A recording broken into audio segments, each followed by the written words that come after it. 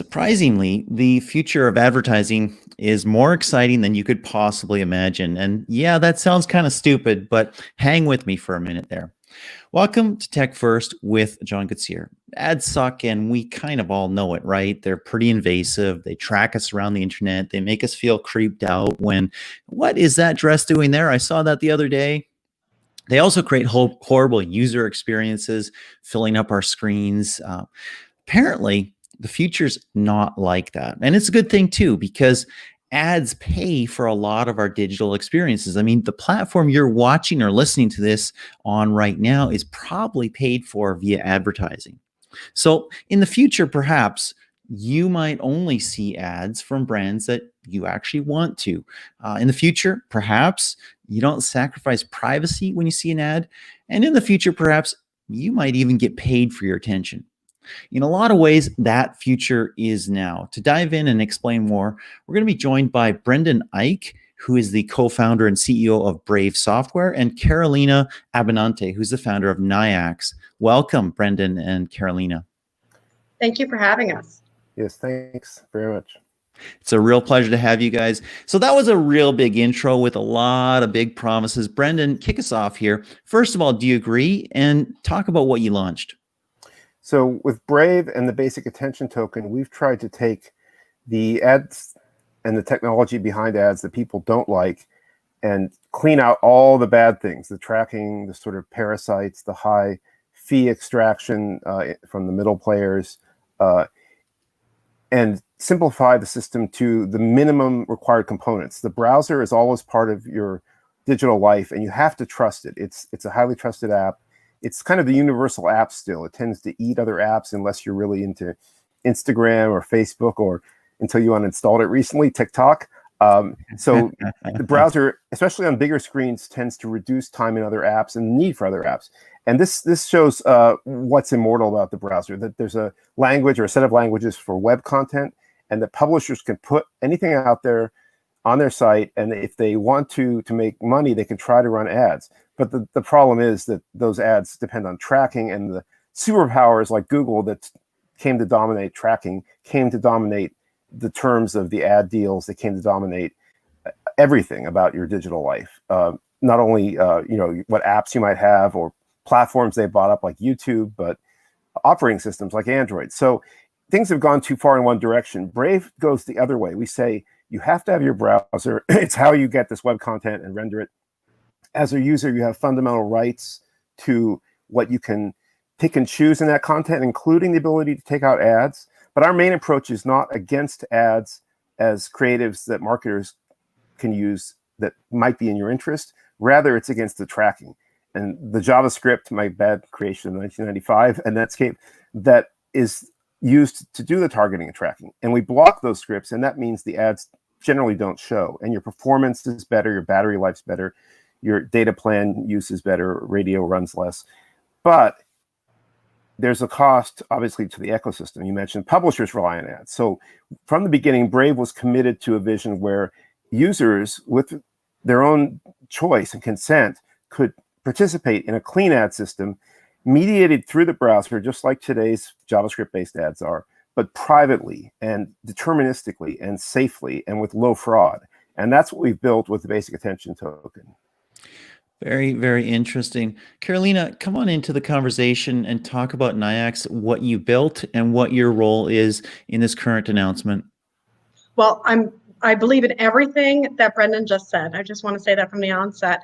And that's why we built NYIAX. We built NYIAX to be basically a full compliance engine for the upfront and the option-based transactions for advertisers, agencies, and the end result with publishers. We wanted to have this full compliance system for the consumers who are actually going to be using those kind of ads. And we created a fully transparent system, and fully transparent allows for compliance in that system. And compliance deals with also everything from GDPR to CCPA to COPPA.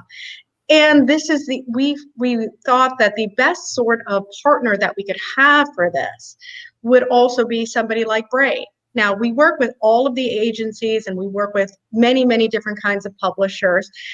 But we do believe in the future of advertising. And the best way in order to enhance that sort of compliance is where the user is in control of their data and the user is in control of what kind of ads they wish to receive. So it moves into being a third-party ad serving system to one that is more first-party. And the user is in control of what ads they're going to be receiving, generating, and then e-commerce falls from that as well.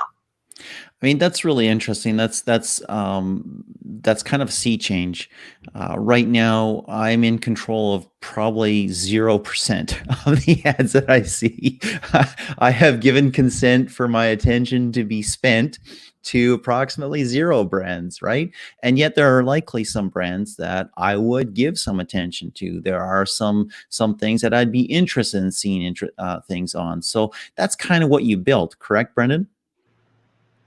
That's right. So when you use a search engine in a browser, or when you navigate from one page to another, like you click on a link in a search result, the conventional model has been, and this is what Google really did well in Chrome, to track you. They can track you at the search engine. That's their business. And you go there voluntarily. A lot of people like Google. It gives good results. At least for the hard queries, it's still the best, I would say. But once you click away, you don't expect them to follow you any more than when you're shopping at the grocery store to have a flyer sort of detach itself from the window of the store, fly to your car, stick on the roof, come to your house, get inside, and keep spying on you. But that's pretty much what's happening now with ad tech. And so we've taken the approach that you should have local machine learning and local data where it originates in your browser, your navigation, your searches, your e-commerce queries. That's your data. You generated it. It's not like oil. People say it's a commodity. It's like oil. No, it's very personal. It's very contextual, and it has a shelf life generally, though there's often long-term seasonality to some of your things, and your brand loyalty may be lifelong. So by studying that on your device in your browser and only there, not taking it even to our servers, but just leaving it where it has to be cached and kept by browsers conventionally up to 2 weeks. If you choose to opt into our system, it can be kept a little longer, maybe 30 days, and it's studied statistically by very simple machine learning. It doesn't use a lot of battery, and that can make predictions, very good predictions based on what you're doing. You can see the intention behind searching for something using a Google or a Bing. It doesn't matter what engine. That's the other advantage of the browser. We see all the queries to all the search engines. And we're kind of blind about the process. We're looking at clusters of words in your queries and in the documents you hit, in their paragraphs and their section headers. And we're making matches blindly, locally with our open source browser code that you opted into. So there's a lot of auditability and trustworthiness there, as opposed to this black box where remote scripts are tracking you and you looked at shoes that you just bought and now you get shoe ads for 30 days, even though you already bought them. It's really interesting. That's an example I've used in the past because I did buy a pair of boots and then got retargeted for ads for them for literally months afterwards. But it's interesting what you're talking about. You're talking about edge AI. You're talking about AI that's on the local device. It doesn't happen in the cloud. That's kind of an Apple sort of focus as well, correct? Yeah, so we have friends at Apple, and I talked to them for the last few years about this idea, and they were building up intelligent tracking prevention in Safari at the same time that Brave was out. And we're collaborating in the World Wide Web Consortium. So one of the ways I think our work will bear fruit is through future web standards. I think this edge AI is the wave of the future. Interesting. So let's talk about some of the impacts of this. I mean, I'm seeing ads in the Brave browser in a privacy safe way for things that I'm interested in, things that I may have even given consent for advertisers to advertise to me. And let's talk about some of the click-through rates that you're seeing here. So for context, for people who are not in internet advertising, click-through rates generally on the web and on mobile are often a percent or under. They can be a fraction of a percent. It's tiny. So we see hundreds of ads and click on maybe one of them or something like that. You're reporting 9% average across the platform, which is, I know we overuse that word these days, unprecedented, and highs of 15%. Talk about that and talk about some of the reasons why. Yes, and I'll be completely honest, when we started, it was even higher. I think the average was over 10% and the highs were like 19%. So there's some volunteer effect. Happy early users tend to engage more. And I expect some what's called regression to the mean to happen over time. But if we keep refreshing the creatives and we keep doing good deals, and with help from NYIAX, we will, I think, keep the click-through rate high. And the reasons are, one, it's an opt-in system, so we're respecting the user. They're participating willingly. That changes a lot. And remember, these users are off the grid. If they're diligent privacy practitioners, they've come to us from a browser where they were using a very good tracking protection extension like uBlock Origin. Maybe they were using Privacy Badger and Disconnect and other such extensions. So with Brave, that's all bundled, and they're still off the grid, but they're high-value consumers. They're techy. They know how to search and buy online, and that means they're worth reaching, even though they're kind of off the grid. So we think that leads to high click-through rates. They're participating more of their own consent. They're happy with being respected. They've opted in, and they're digging in. They're engaging from their side. Instead of being passive victims of retargeting. Interesting. Master of your own advertising destiny. Carolina, your thoughts there? Well, listen, what we want for the consumer is for the consumer to have the most high value sorts of ads that they want to have. So that's going to inherently increase the click-through rate, and it makes advertisers extremely happy. We're in the mix between the advertiser agency and the publisher. And I think that also Brave is doing a really great service for the publisher themselves, because that's where the brand loyalty for the individual is with those specific brand creators and publishers. So I think that this is a really perfect marriage, that we can bring the options in future advertising to the Brave browser and to the Brave users. And I'm hoping that your usership is going to increase dramatically, especially due to CCPA and GDPR, because I don't think it should be just among the people that are tech savvy. There's many people right now that want not to be tracked, and they want to have that right to be forgotten, which is something that I think your erasure does exceptionally well. Interesting. I can say a little more on that.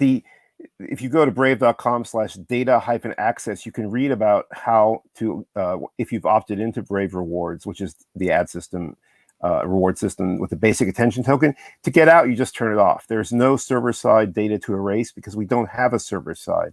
And that's a critical differentiator for us. The principles behind GDPR and I think the California Act and the follow-on initiative that's coming are really about, excuse me, private consent. Users must consent individually to some kind of data processing that can go on. Maybe it's for an essential purpose. Like I said, if you go to Google to search, that's a first party that you're typing a query into the box there. You're giving them your query. And I think that's a good model. Larry Page long ago said you're kind of sharing your query to help improve everyone's life, better results, better corrections to the query, better normalization of the query. That's all great. But when you are going to the New York Times or another website and you're being tracked by third parties, and the New York Times is promising to get rid of third parties, then you're in a different situation. You don't know that those flyers, like I said, are tracking you, following you home, spying in your house, and they're on other websites. The same vendors are tracking you on other websites. That's not consent-based, and that's a problem with the regulation. It's not being fully enforced yet, unfortunately. Correct. And I think there's some legislation going on in Europe about that, or actually some lawsuits in Europe right now about that. But let's take a step back for a second and look at the big picture in terms of ad tech, advertising, and where we've come over, frankly, the decades, right? I mean, we have the famous quote, right? Half my advertising is working. I just don't know which half. We moved into maybe, started way back in even 30, 40 years ago, but more sophisticated recently into probabilistic measurement, right? Like media mix modeling, other things like that. Recently, and probably to your point about tracking, as we've moved digital in the last decade and a half, maybe a little bit more, we've gone deeper and deeper into deterministic measurement, right? Where we knew that a particular person on a particular device saw a particular thing, ad, and clicked on it and went and did, and we know the result of that. Obviously, that's not 100%, but the goal of many marketers was to get it closer and closer to 100%. Now we've seen in the past, let's say 3 to 5 years, the increased rise of the privacy movement, right? GDPR, California, Apple just killed the IDFA, right? In mobile marketing, that's a big deal.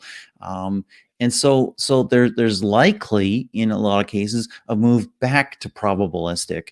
But I'd like to get your thoughts on that, Brendan, and then yours, Carolina, as well.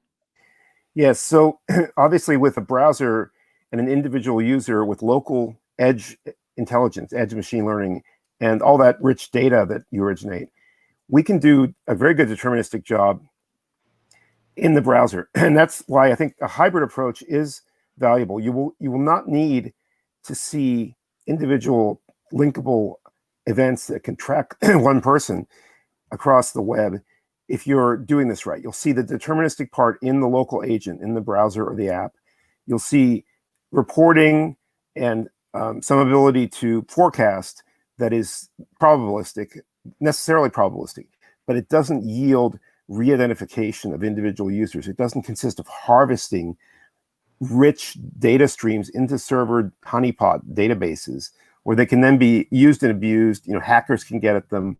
The tracking that you do may be based on doing regression studies, very simple stuff, hardly AI, that just doesn't need all that data, but had to collect it prospectively. And so we're trying to just redo the split between what's done on your device and what's done in the sort of aggregate valuable way for reporting and forecasting. So that's interesting, right? I mean, basically what you're saying is there's a mix. There's going to be some deterministic in terms of, I had this ad out there and it got this many clicks and I can see what happened, but it's probabilistic in terms of who necessarily maybe saw that and how I can retarget them in the future. That said, obviously, a brand that has customers that actually purchase something, if you have a customer relationship, then that's a different matter and communications happen there that can be different. But Carolina, what are your thoughts in terms of the ad ecosystem changes over the years? I have many thoughts, but I want to say the first one is that's why we did the relationship with Brave. We wanted to actually have that more deterministic modeling, but you needed to do that with a consent-based browser, and where you can actually acknowledge that consent-based browser inside our system so that the publisher is fully compliant and also the advertiser is fully compliant, and nobody inside there would be in any way, shape, or form infringing on GDPR or CCPA. I do believe we are going to be moving towards this hybrid mix. I think this is something that is coming right at this juncture. I've been seeing this with the likes of a great DSP like Trade Desk is moving towards that idea as well. So everybody is trying to move towards this kind of hybrid. I just think that Brave is the first one to place this into use, and it's doing a very good job with their consumers. Interesting. One thing I would say is, pardon me, when you have these user opt-in based ad systems like Brave has, and you have this ability to give the user a full tab for the landing page, just like with a search ad, but our user ads are kind of like detached search ads.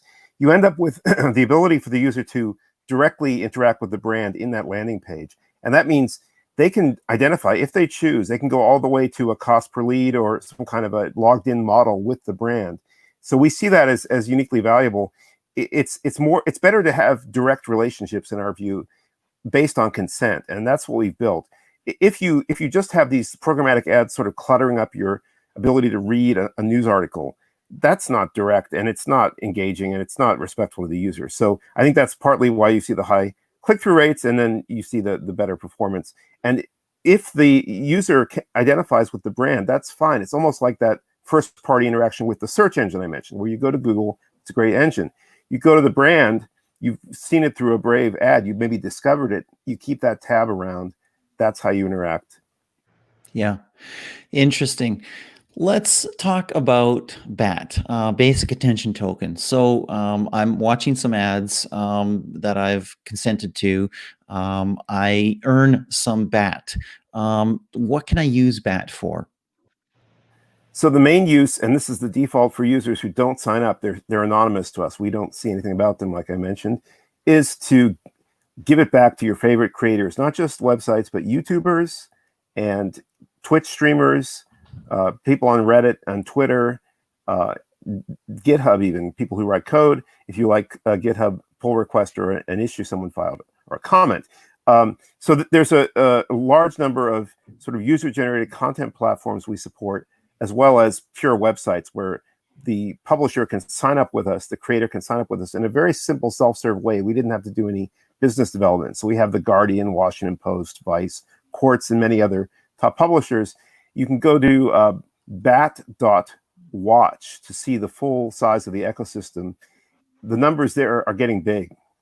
Now, some of these publishers may have signed up a while ago, like Washington Post, I think 2 years ago, and they're getting paid every month by the goodwill of Brave users who tip, who automatically contribute, who make monthly contributions, sort of like Patreon in the browser. So the browser can not only be the universal app, as I mentioned, it can also do things like payments and anonymous payments, things that got left out of the web standards in the 90s when we were doing Netscape and got absorbed by big companies like PayPal really should be in the web standards. And that's where we turn to cryptocurrency. Since we're breaking all the ties with ad tech parasites, we're blocking all those scripts, the payments to the publishers that normally flow through invoicing and bank settlement accounts receivable don't happen. So how do we reconnect directly the user to the creator or publisher? How do we connect the brand with a revenue share to the user and possibly to the publisher? That requires cryptocurrency. There's no easy way to do it with fiat. You can't set up these bespoke bank in accounts receivable relationships.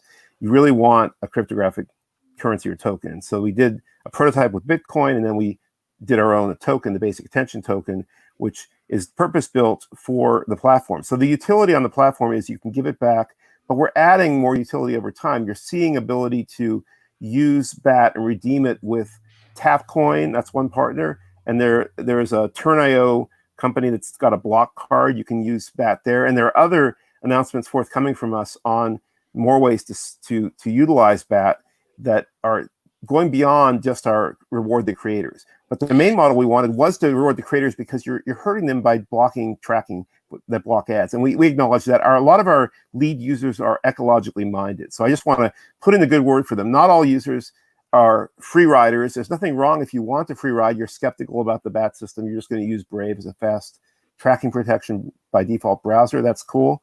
But a lot of our users want to give back. So you said the numbers are getting big there. Give us some of those numbers. Goodness, I should look at bat.watch. We'll give you a chance to look up those numbers. I'll load it. It's coming in. It's a 784,000 total creators and publishers. There are almost 56,000 websites signed up. There are 433,600 YouTube channels signed up. Now, this is cumulative. So some of these may have gone away or decided not to be a YouTuber anymore and not removed their registration with us. But even if you cut these numbers in half, this is getting big. And it's heading toward web standards, a standard way to let a creator verify that they own a site or a channel with any kind of app like Brave that can pay them anonymously through cryptocurrency. So what you're saying is a decade later, we might actually have micropayments? I mean, we've been promised this for so long. Yeah, it's not the kind of thing. I mean, the conventional wisdom, Clay Shirk and others expounded this, was you can't make the decision cost be much above zero or it just won't happen, because it's not worth thinking about giving a micro payment if it takes more than a micro thought. Exactly. But Brave has automated it. We built it into the way you browse, the analytics that are in your browser and private to your browser. Everybody knows the browser history and how to clear it. When you opt into rewards, there's sort of a parallel ledger that tracks your visit count and view time and makes a simple sort of chart beats-like analysis to decide how much to automatically contribute. If you don't want automatic contributions, you can turn those off and just tip, or monthly contribute, which is like a recurring tip. So we're putting the controls in the user's hand, but making the defaults very low in the cognitive burden. So Carolina, I want to turn to you and talk about fraud. We know in the advertising industry that fraud is a massive, massive challenge. There's always different numbers floating out there. I've created some of those estimates myself, but they're all in the billions annually, and often in the tens of billions of dollars. It's funny. I mean, I'm going to ask you to talk about fraud, but I'm just thinking about what we were talking about earlier as well, with the multiple players in ad tech and the distance between a publisher and the actual person seeing an ad is quite frequently large, and there's many people taking little slices of that ad dollar. Yes. But talk about fraud, and talk about how you're helping to eliminate that. Well, most people think it's around 33% or higher of the total ad spend is going to be fraud. Now, that's a That's high like number. $200 billion, isn't it? I mean, because It's a there's lot about of money. $600 billion in digital ad spend. It's a lot of money. And fraud also is with audience extensions that you don't expect to have inside the contract. And you'll see that from also even the very large players. So what NYIAX does is we adhere to every aspect of the contract, and we deal with all of the compliance management. It's not external, it's internal to our system. So where people say that ad.text or something else is eliminating fraud, it's not. It's not actually adhering to the contract. So how we do it is through use of order books and use of all contract term and terminology for that, and then watching that contract flow through the blockchain, because we work with our own blockchain. And we're happy to be working with a partner like Brave, because Brave in a fully opt-in service and system, where also they're compliant with all the publishers, it should be eliminating the majority of the fraud, if there should be almost any fraud left into this system. So a partner that we're working with has to be curtailing the cost of that ad tax ecosystem. And what we're hoping for is to eliminate it down to the point where it's just going to be the publisher, the advertiser, and any other audience metric piece that has to come in order to work with a more probabilistic, deterministic hybrid. Interesting. That sounds like an almost frictionless marketplace. Well, that's what we're hoping for. That's why we're trying to make partnerships of this nature. It's pretty funny because I get pitched a lot, and often the pitch doesn't immediately include exactly what the technology is or something like that. And if I find that crypto is part of it, I'll often run at full speed, or blockchain, because those are often used as I don't know, acronyms or terms, verbiage that you need to include in something to make it hot, or at least was some time in the past. But this seems like a really, really valid use of crypto and blockchain in it for an actual business purpose. So thank you for that, by the way. So let's talk about Brave and its scope. It's growing. It's significant in size. You've been around for some time now, several years, and there's been a lot of skepticism from inception, but you're still growing and doing quite interesting things. The question is, how do you scale this model? How do you scale this model to global size? Can you license some of your technology, a framework? Can you make it available elsewhere? Can you support maybe Keychain on Mac or something like that to make it easier for people to make the jump to the Brave browser? How can you scale this global size? So several ways. One of the things you just mentioned triggered a thought. Apple in iOS 14 announced something they sort of leaked to Bloomberg that we think we had a hand in, based on an antitrust congressional panel sending a letter to Tim Cook. And that is the ability to make Brave your default browser on iOS. And we're looking forward to that ability, which is, I think, still forthcoming from Apple. But they promised it now with 14. So people need to adopt Brave. They need to adopt privacy tools. In that sense, Safari is an ally, as I mentioned earlier, because they have intelligent tracking prevention. But for the particular value proposition of the BAT, the basic attention token, we see, first of all, growing Brave and proving the model so that there's no doubt that we have a viable model, not just something that needs bootstrapping or needs more venture capital, which we aren't raising right now. You know, this is the kind of thing where we want to be a going concern, and it's very clear that the system works, and there's a healthy set of partners like NYIAX. It's a stable, growing system. It's not something that's going to just go up and go down, which is what you saw with a lot of crypto projects over the last few years. Can we make some kind of SDK? We've talked about the ability to put things into a library that could be hardened against fraud. Let's talk about that briefly, because what happens in ad tech today is based on JavaScript, language I created in Netscape, which I intentionally made very mutable, very malleable. And that led to a lot of good developer experience where you can fix bugs in browsers by sort of patching up the bug, replacing the broken function, or even putting in a missing function that's coming from the future. But that also meant that in a setting where JavaScript is the ground truth for ads, the fraudsters can just run the matrix and they can make you see whatever you want. And you won't even see the black cat twice like Neo did. You won't know the agents have reprogrammed it. And that's how fraudsters take so many, it could be 30%, 32%, like Carolina said. So we don't rely on JavaScript for anti-fraud or for ad confirmation. And that means that if there's an SDK that sort of takes the BAT platform part of Brave and makes it available to other apps and browsers, which is on our long-term roadmap, it has to be native code. It has to be tamper-proofed. It has to have some cryptographic protocols to ensure it's not inside the matrix being cheated. So that's on our research agenda. That's where our great research team has been working hard. And I think that's still ahead of us, and it could happen. Another way that I think we get to the scale you want is through standardization. If pieces of what we do, like the confirmation protocol we use, which is a blind certificate, blind signature protocol, it's been standardized as privacy pass. You'll hear that phrase, that I think trademark even.